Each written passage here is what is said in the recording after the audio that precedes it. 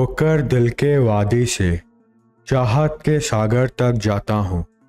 नज़ारा ये हसीन सा के नज़रों में करता हूँ। खड़ा किनारे होकर हद तलाश करता हूँ, पर नज़रों के हद को पार ना मैं कर पाता हूँ। अनहद हद इसकी कौन नाप पाएगा, दूसरा किनारा चाहकर भी कौन ढूंढ पाएगा। अंदर जितना जाता हूँ उतना और पाता हूँ, महसूस कर हर बूंद को चुप राख सा हो जाता हूँ। दिल ओ जान हो तुम, एतबार हो तुम, मेरा प्यार हो तुम, हसरत जहान हो तुम। होने से दूर तू मायूसी होती है, तस्वीर तेरी आंखों में होती है।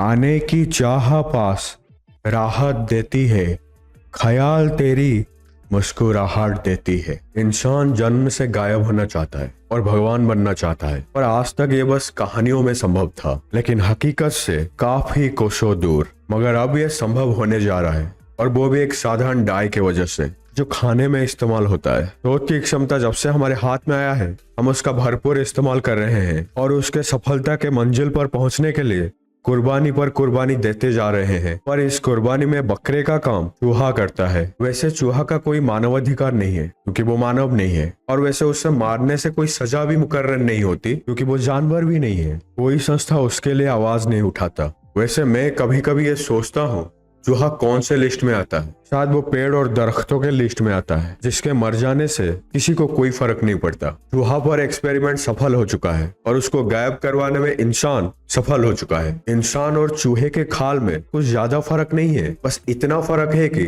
चूहे के खाल के नीचे चर्बी की मात्रा बहुत कम है, यानी कि चूहा कम चर्बी वाला है। मतलब कम चर्बी वाले इंसान पर शायद ये एक्सपेरिमेंट जरूर सफल हो जाएगा, और ज्यादा चर्बी वाले इंसानों के लिए तो कोई फिक्र करने की जरूरत ही नहीं, क्योंकि उनको वैसे ही पतला होने का शौक चढ़ा है। नहीं तो चर्बी निकालने में कितना वक्त लगता है। सदियों से चली आ रही इस ख्वाब को सच करने में हमारा साथी मददगार टाट्राजाइन बना है। एक मामूली डाई है, मतलब इसको खरीद के लाओ और पानी के साथ मिला के एक गाढ़ा घोल बनाओ, फिर हल्दी की तरह जिस्म पर ओढ़ लो और फिर काम हो गया, गायब तुम्हारे कदमों पर। शुक्रिया टाट्राजाइन। वैसे कल तक मैं तुझे नहीं जानता था, लेकिन अब तू मेरे 7 जन्म का साथी है। अब हर कोई खुलेआम कुछ भी कर सकता है, और इनविजिबल कॉन्सेप्ट पर जितने भी मूवी बना है सबके सच होने का वक्त आ चुका है। मतलब चोर गायब, पुलिस गायब, टीचर गायब और स्टूडेंट भी गायब, जो ऐसे भी 25% से 35% तक गायब रहते थे मेडिकल प्रेस्क्रिप्शन के साथ। धरती पर कोई इंसान नहीं दिखेगा। सब जानवर जरूर कुछ पल के लिए खुश हो जाएंगे। अगर परग्रही बाय मिस्टेक आ गए,